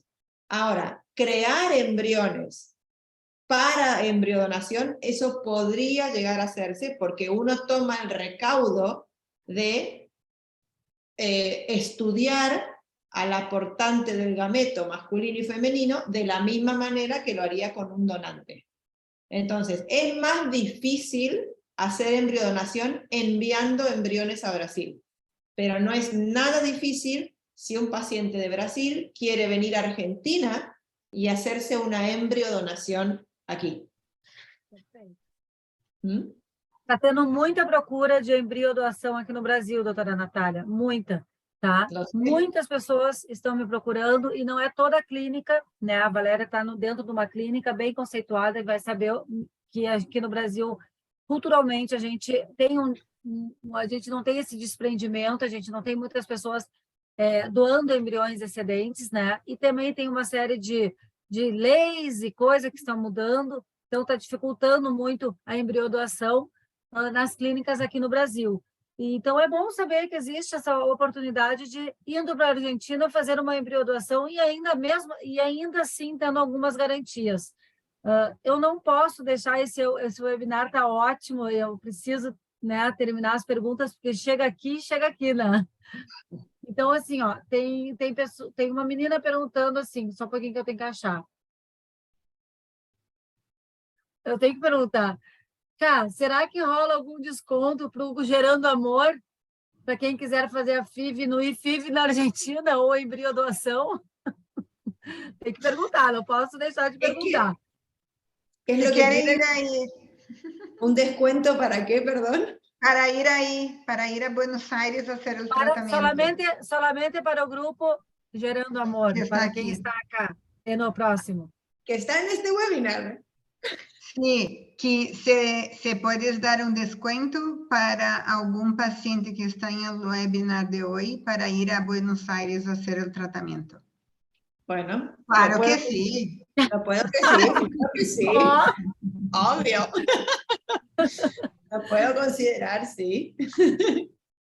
Porque, Natália, só para você entender, o Gerando Amor, ele está muito... A gente está há 3 meses, a gente está muito uma grande família aqui, porque estamos há 3 meses juntos, todos os terças e quintas, né? Então é muito tempo, a gente já é muito amiga, assim, todo mundo. Então, tudo que eu posso, eu consigo para essas pessoas, sabe? Porque a gente, como eu falei, muitas famílias vão continuar gerando esse amor todo em maio e junho, mais 2 meses. Então, vou passar praticamente meio ano com essas pessoas e espero que no final do ano todos estejam grávidos, embaraçados. Ok. Bueno, les hacemos un descuento. Quando, Karina, você falou que aqui é muito difícil conseguir embriões doados, é muito cultural também, além de que ainda as pessoas acreditam que o embrião é um bebê. Eu estou doando um bebê, né? E é interessante que eu fui numa conversação com François Sermet, que escreveu o livro A Fabricação de Crianças. E eu perguntei para ele quando ele considerava vida humana. Se era quando na fertilização, se era quando se tornavam blastocistos, se era somente após a anidação, a implantação no endométrio. E ele me respondeu o seguinte: tudo tem vida. Um óvulo tem vida, o espermatozoide tem vida, o embrião tem vida celular e não vida humana. É uma possibilidade de vir a ser uma vida humana. Nós detectamos a morte através da parada dos batimentos cardíacos. Se uma pessoa tem uma morte cerebral, mas não teve parada dos batimentos, ela continua viva. Nós podemos transferir isso para a vida. A vida humana se inicia com o início dos batimentos cardíacos. E quando se iniciam os batimentos cardíacos? Após 2 semanas do beta positivo. Então, quem vai dar vida humana a esse embrião é a receptora. Então, foi essa a resposta que François Sermet me deu quando eu fiz essa pergunta, que é questionável, muitas pessoas pensam diferente, mas é interessante ele colocar isso, porque no Brasil, a maioria dos casais que têm congelados e não vão mais fazer, já tiveram os filhos que queriam, eles optam pelo descarte, a grande maioria, e não para a doação. Então, é uma questão cultural. E aquela ideia de que a criança traz como parte hereditária uma incógnita, né? Que é um lugar propício para o imaginário e para a fantasia, que não permite que esse casal deslize, construa a sua história singular, ressignificando, reescrevendo a ficção da origem do filho. E que a origem seria a partir dos laços afetivos gerados nessa família. Então, é muito interessante essa questão da doação de embriões aqui. Aí, na Argentina, eu não sei se tem se culturalmente isso é diferente, doutora Natália. Quem são as doadoras que vocês utilizam? São argentinas? Essa é outra pergunta que veio até aqui agora.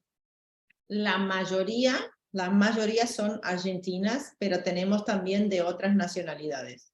Hemos tenido de Colombia, hemos tenido de Brasil, hemos tenido de Ecuador. En general todos son de Latinoamérica, pero la mayoría, te diría que el 90% de las donantes son argentinas.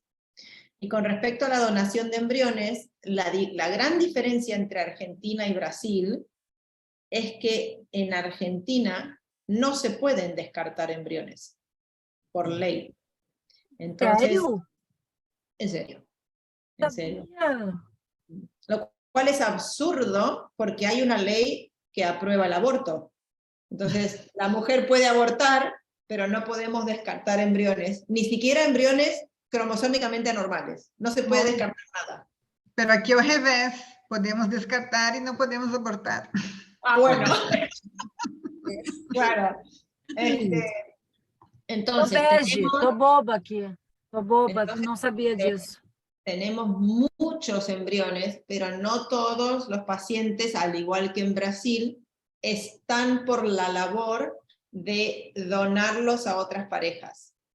Con lo cual, no quieren donarlos a otras parejas, no pueden descartarlos.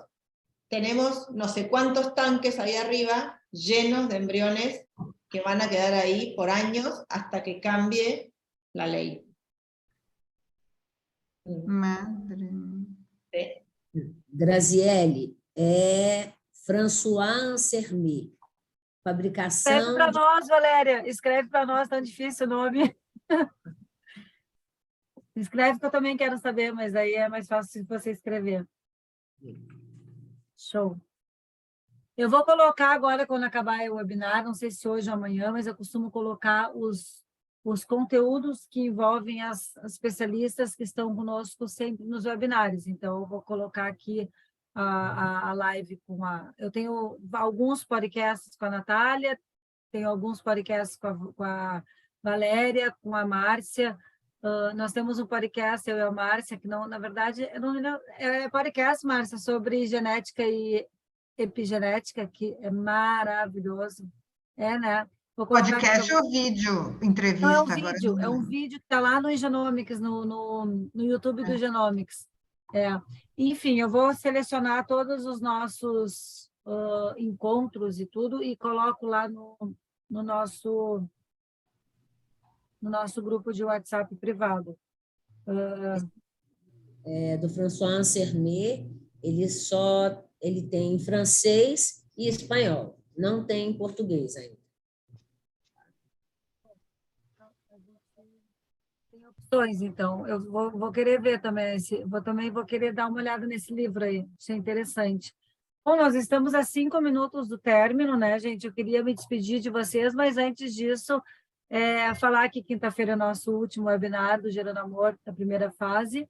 E queria uma mensagem para deixar aqui para as famílias, tanto a doutora Valéria, como a doutora Natália e a doutora Márcia, para a gente fechar aí nosso webinar com chave de ouro. E muito obrigada pela participação de vocês, porque hoje foi bem importante, é um webinar que estava sendo bastante esperado. Quem não pôde assistir, você sabe que vai ficar disponível agora, semana que vem. Eu estou terminando de disponibilizar os que faltam, para que no máximo até uns 10 dias depois que acabar, que é quinta-feira agora, vocês terem todos eles disponíveis, tá bom? Podem se despedir aqui, meninas. Escolham quem vai falar primeiro. Bom, pode ser eu. Bom, gente, obrigado, né, por tudo. E eu acho que a jornada sempre é muito longa e difícil, né? Mas desistir, eu acho que é uma palavra que tem que ficar bem longe de todas vocês, porque existem milhões de alternativas, né? E a gente está aqui de todas as formas para conseguir ajudar vocês, seja com óvulo vindo da Argentina, sendo indo para a Argentina, sendo fazendo aqui, sendo com teste genético, sem teste genético, enfim, né? Existem inúmeras maneiras de conseguir realizar esse sonho e certamente vocês têm que estar muito preparados para isso, porque a vida muda da água para o vinho depois que vocês têm um filho, né? E isso se torna realmente a coisa mais importante nas nossas vidas. Então, eu acho que tudo vale a pena, sim, mas a gente tem que estar preparada. Graças a Deus, que nem você falou, hoje a gente tem muitas possibilidades que antigamente a gente não tinha, principalmente de ser mãe por óvulos doados com mais de 40 anos, né? Com certeza. Então, gratidão eterna à ova doação, ao sêmen doação, ao embrião doação, à barriga solidária, a todas as formas de gerar amor, como eu chamo, nos tratamientos.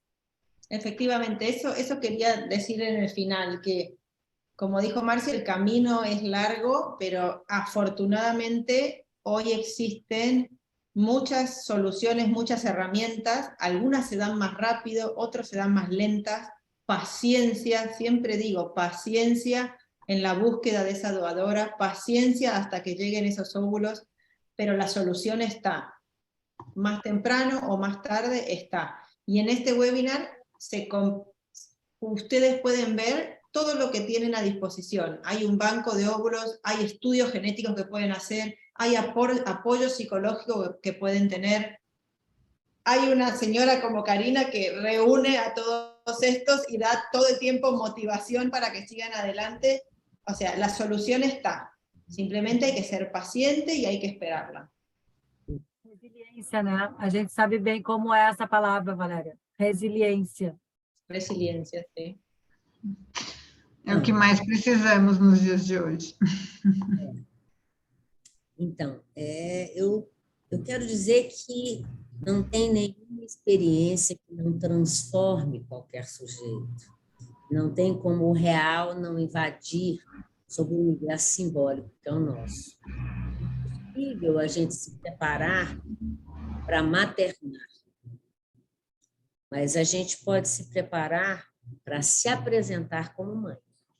Que mãe é essa que vocês querem se apresentar a esse filho? Porque possibilidades, a ciência proporciona inúmeras, como a Natália falou, a Márcia falou, né, como a Karina falou. Então, existem hoje muitas possibilidades de se ter um filho. Mas que mãe eu quero me apresentar a esse filho? Essa mãe eu posso me preparar para me apresentar, não para maternar. Porque quando eu sou materno, quando nasce um bebê, e são 3 recém-nascidos que juntos vão aprender a lidar com aquela situação. Mas me apresentar como mãe eu posso, porque quando nasce um filho eu preciso adotá-lo. Porque um sujeito, um indivíduo, só é parte constituinte de uma família quando há investimento afetivo nele. E é isso que importa. Muito mais do que características físicas, muito mais do que o biológico, o investimento afetivo, ele cria mais laço, vínculo e cria a história de origem desse filho. Então, eu acho que não é a questão de desistir ou de continuar, é a questão de se dar o direito de saber qual que é o seu tempo, qual que é o seu limite, e se eu estou pronta para bancar esse desejo. É isso que importa. E nós estamos aqui, né, Karina? Esperando. E se a gente não está pronta, a gente pode ficar pronta, né? Porque eu sempre falo, a infertilidade não é uma sentença. A gente trabalha para que a gente consiga trazer esse bebê para casa, né? Não é porque hoje eu estou infértil que amanhã, né, eu continuarei infértil. Não, a gente tem alternativas aí para trazer o meu Henrique para casa, né? Não posso ser mãe. Posso, hoje eu tenho muitas possibilidades. Maravilhosas narrativas, doutoras, obrigada, excelente, Valéria. Eu que tenho, mais uma vez, gratidão no meu coração por ter o propósito de estar aqui com vocês e a gente fazer um webinar tão rico. Mais um encontro muito promissor para nós, tentantes, com mais oportunidades para chegarmos lá. Obrigada a todos, reflexões que ficarão. É isso aí, pessoal, eu acho isso, as reflexões elas estão aí para serem feitas, né? Porque a gente tem que dar um passo de cada vez, né? Muito obrigada, até quinta-feira, famílias. Obrigada, Márcia, obrigada, Natália, obrigada, Valéria, pelo tempo de vocês, pela generosidade e por tudo que vocês nos ensinam sempre que a gente se encontra. Muito obrigada. Um beijo grande. Até quinta-feira. Obrigada a você. Obrigada, Natália, Márcia. A Viti está aqui, a Viti é a que eu te falei hoje, doutora Valéria. A Virgínia Oliveira está aqui te assistindo agora. Beijo, Viti. Estou aqui. Tchau, tchau. Tchau, Beijo, tchau. amadas. Obrigada, Valéria. Eu vou falar contigo no privado. Amei te ouvir. Um abraço. Tchau, tchau. Tchau, tchau, meu amor. Tchau, querida.